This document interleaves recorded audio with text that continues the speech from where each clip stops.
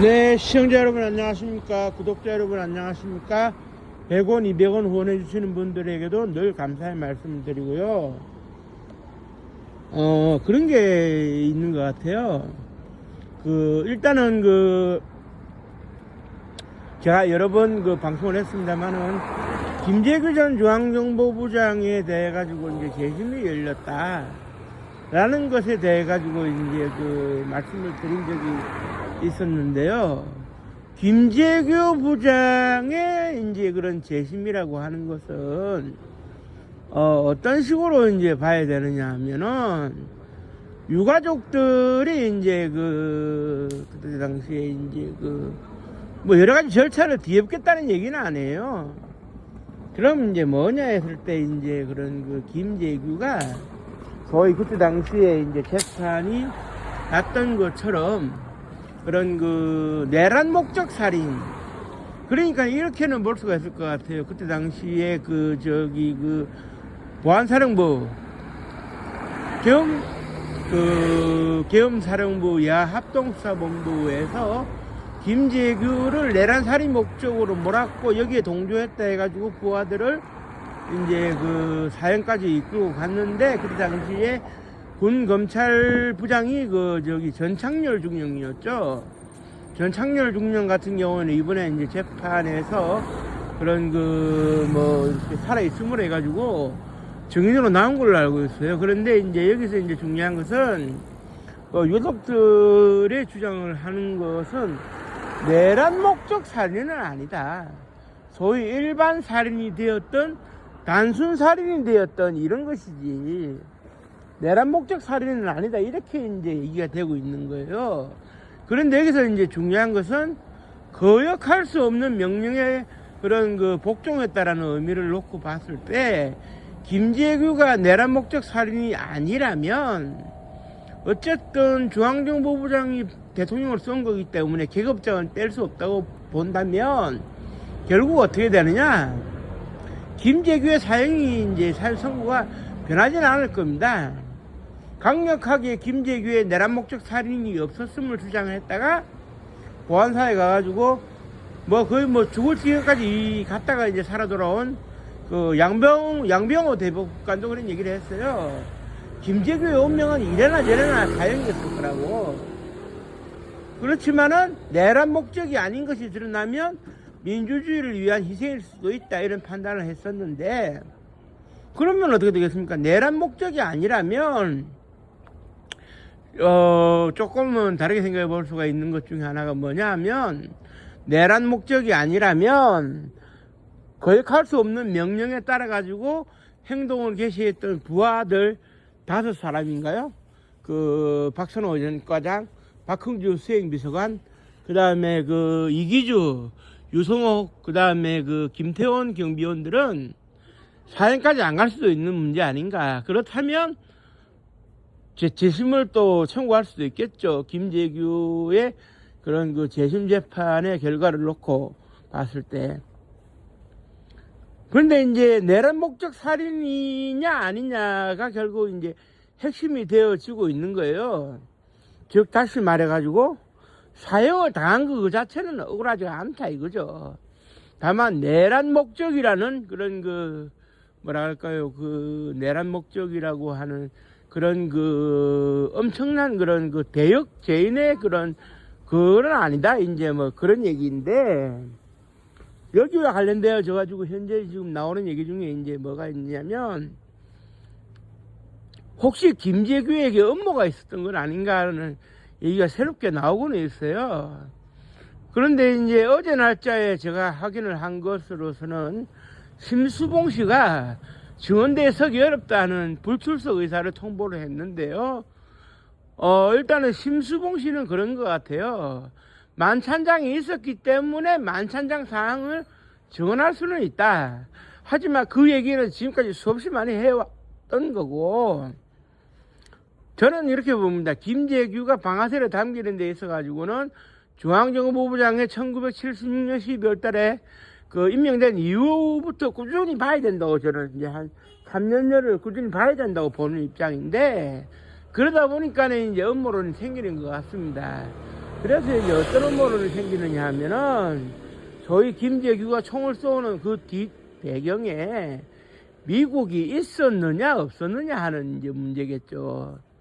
뭐 미국이 그러한 능력이 없지는 않으니까 김재규를 부추겼을 가능성에 대해서 얘기가 이제 오고 가고 있고, 현재로서 이제 얘기가 되어지는 것은 어떻게 되어지느냐, 그 저기 강신옥 변호사라고 이제 그 당시에 이제 재판 변호를 담당했던 그분은 이제 대표적으로 얘기를 하고 있어요. 음모가 있었다면 밝혀야지 왜 안 밝혔겠느냐. 그리고 이제 그 당시에 수사부국장으로서 이제 김재규를 담당했던 이학봉 씨도 이제 그 돌아가셨지만 살아생전에 그런 얘기를 했어요. 그 통역관들까지 조사를 다 해서 미국과의 관계는 의구심이 없이 다 밝혀냈는데 아무것도 없었다고.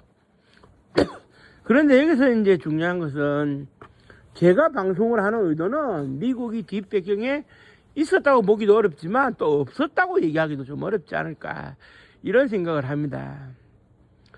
그러니까 이제 그 예를 들면은 1952년도 5월 26일 날이었던가요? 부산 정치파동이 일어났을 때 국회의원들을 강압적으로 국회에 끌고 가가지고 헌법을 개정을 하고, 그 뭐 또 그 이후에 한국 전쟁이 끝나갈 무렵에는 방공포로를 저기 뭐랄까요, 그 유엔군하고 사전 협의도 하지 않고 이제 막 석방도 하고 혼자서 북진하겠다고 이렇게 날뛰는 이런 모습에서 결국 이승만이 잘하면 제거되어야 할 수도 있겠다는 생각에서 미 극동군 사령부에서 계획했던 게 플랜 에버레드라고 있거든요. 그 에버레드 플랜은 뒤에 이제 한 50년이 지나서 공개가 됐죠. 미국도 시인을 했고, 단 실행을 안 하고 그냥 넘어갔다 이렇게 이제 그 되고 있는데, 그것과 마찬가지로 김재규의 뒷배경에 미국이 없으리라는 법은 없어요, 사실.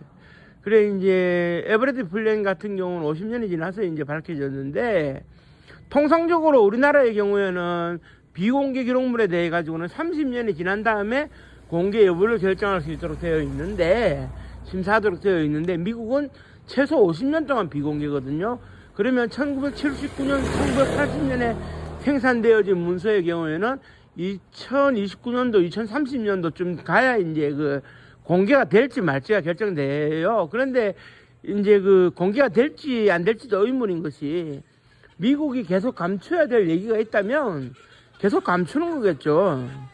물론 그 플랜 에버레드의 경우에는 이승만 박사와의 문제에 있어가지고는 뭐 공개해도 별 문제는 없을 것 같다 해서 미국이 공개를 한 것 같은데, 그런 그 김재규 파일이나 박정희 파일이 있다면 그건 모르죠. 공개가 될지 안 될지. 파일이 없지는 않을 겁니다. 그 당시 상황에 대해 가지고 CIA나 그 NSA 쪽에서 정리를 한 파일이 없지는 않을 것 같아요. 다만 미국 쪽에 이제 그 당시에 글라스틴 대사라든지 브루스터 CIA 한국 지부장 같은 경우에는 미국이 뒷배경이 없었다고 이제 계속 일관되게 주장을 하고 있지만, 모르죠. 어디서 또 누군가가 뭘 했을런지.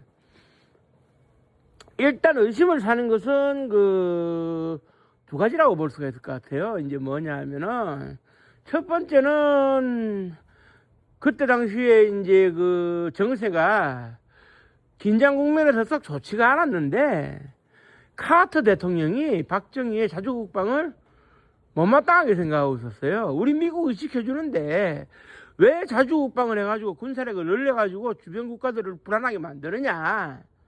그래, 일본도 이제 한국의 군사력이 강대해진 것에 대한 불안감이 있었거든요. 이제는 자기들이 먹힐 것 같으니까. 거기에다가 박정희 대통령이 핵개발을 하고 있었던 와중이었기 때문에 핵개발과 관련돼 가지고도 이제 그 충돌 지점이 발생을 하는 거죠. 뭐 핵개발 실체가 없었다는 얘기를 하는 분도 계시지만 그렇지는 않고, 실제 그 뭐라 그래야 될까요? 그때 당시에 이제 그 뭐라 그래야 될까요?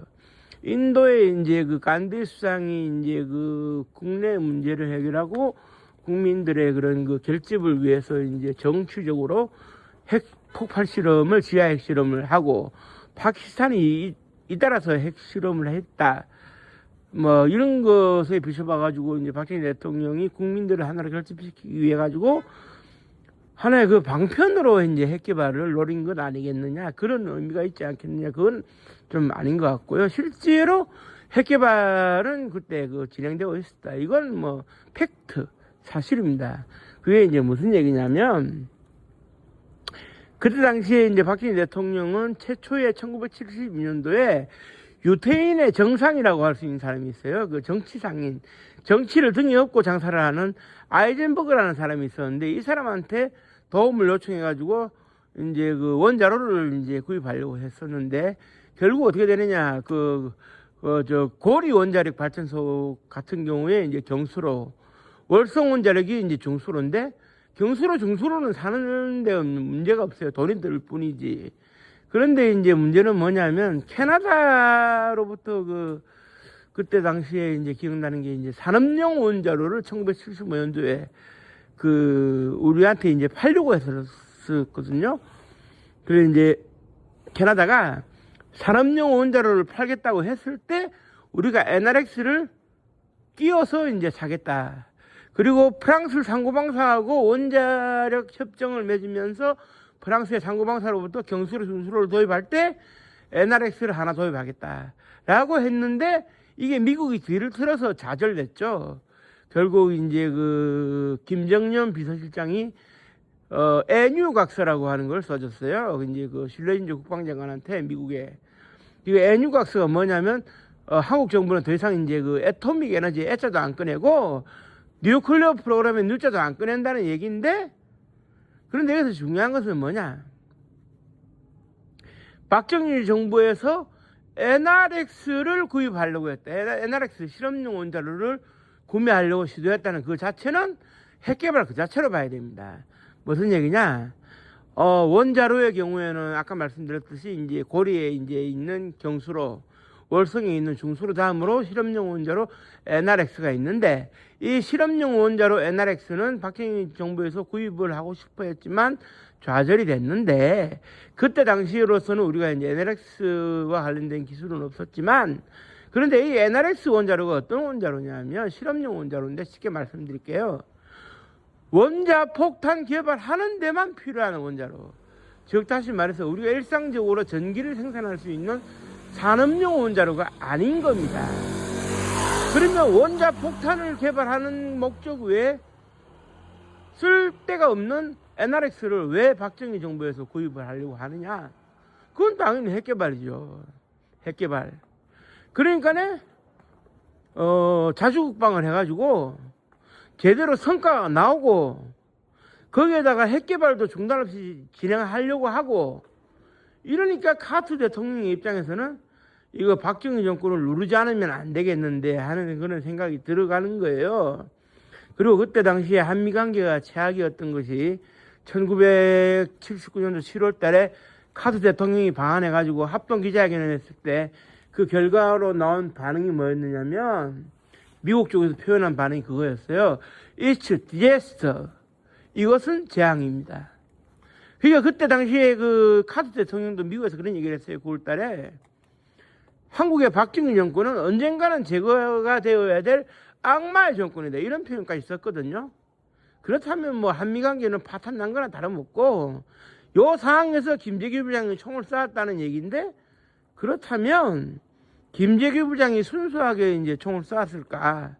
미국이 뒷배경에 있지는 않을까 하는 의심을 하게 됩니다. 그런데 일단 뭐 정확하게 뭐 자료가 지금 나와 있는 게 없으니 심증적으로만 뭐 이렇게 얘기할 수는 없는 노릇이고,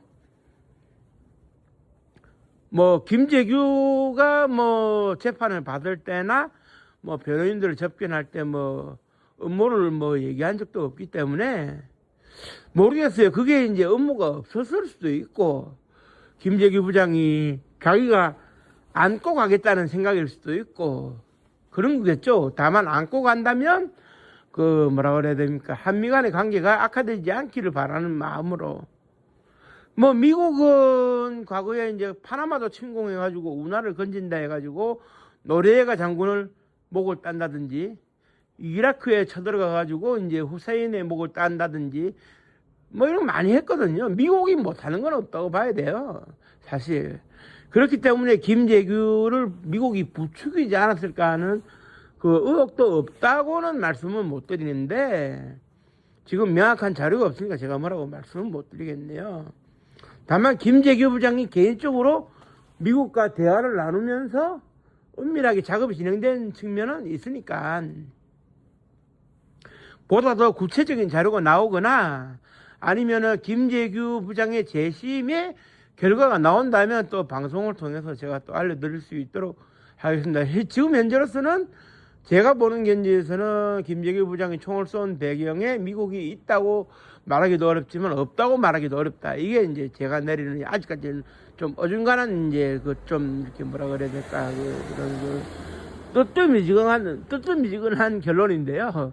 아직은 뜨뜻미지근할 수밖에 없지만 조만간에 진짜 뭔가가 드러나기를 바라는 마음으로 저도 이 방송을 하고 있습니다. 그래야지 뭐 김재규도 깨끗할 것이고 그날 총에 맞은 그 박근혜 대통령, 최재철 경호실장, 경호원들도 깨끗하겠죠. 그리고 사형을 당한 부하들도 깨끗할 것이고 진실은 밝혀지라고 있는 것이니까. 아무튼 그때 일로 해서 돌아가신 모든 분들에게는 명복을 빌어드리고요. 뭐 아무튼 그 뭐라 그래야 될까요? 다시는 그런 그 흉측한 일이 일어나지는 말았으면 하는 바람이고 제2의 김재규 부장 같은 사람이 나오면 안 되겠죠. 어쨌든 대통령을 좌지우지할 수 있는 것은 국민의 손이어야지 한 권력자의 손이어서는 안 된다 이거예요. 그래서 이제 최근에 이제 그 윤석열 전 대통령의 재판도 예의주시가 되고 있는데요. 바로 그런 의미가 아닐까 생각을 하고요. 좀 더 우리가 차분하게 도덕적으로 대응하는 이런 노력이 필요할 것 같아요. 그 뭐 감성적으로 뭐 이렇게 해서는 안 되는 얘기고 법과 원칙이 통하는 그런 세상이 되기를 바라는 마음을 가지면서 오늘 방송을 여기서 마치도록 하겠습니다. 시청해주신 모든 분들께 감사의 말씀드립니다. 고맙습니다.